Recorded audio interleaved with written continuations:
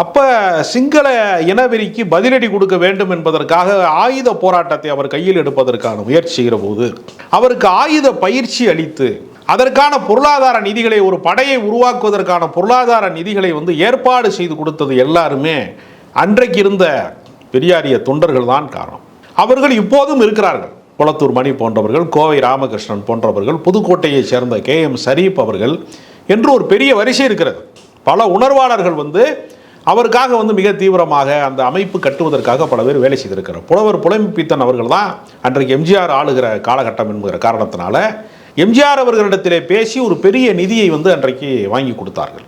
பல கோடி ரூபாய் பணத்தை அந்த போராட்டத்திற்கு ஆதரவு நிலைப்பாட்டிற்காக புலவர் புலமைப்பித்தன் அவர்கள் எம்ஜிஆரிடம் பேசி வாங்கி கொடுத்தார். அப்போ திராவிட இயக்கத்தால் உருவாக்கப்பட்டது தான் அந்த அமைப்பே. அவர்கள் போராடினார்கள்னா அதற்கு பின்புலமாக இருந்தவர்கள் எல்லாருமே தமிழ்நாட்டிலே எல்லாருமே இருந்தாங்க. அந்த காலகட்டத்திலே சீமான் என்ன செய்து கொண்டிருந்தார்? அவர் உணர்வாளராக இருந்தாரா அப்படின்னா கிடையாது. அவர் காலேஜில் படிச்சுட்டு சினிமாவுக்கு வாய்ப்பு தேடிக்கிட்டு பாட்டு பாடிக்கிட்டு சர்ச்சில் சாங்லாம் பாடிக்கிட்டு அவர் வேறொரு வாழ்க்கைக்காக முயற்சி செய்து கொண்டிருந்தார்.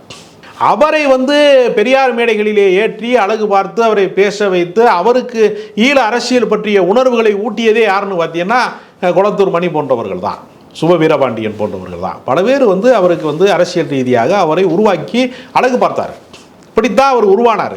அவர் என்ன செஞ்சிட்டார்னா, மரத்து மேலே ஏறி, உச்சி மரத்தில் ஏறி அடிமரத்தை வெட்டுறது மாதிரியே திராவிடத்தால் வீழ்ந்தோம்ட்டார்.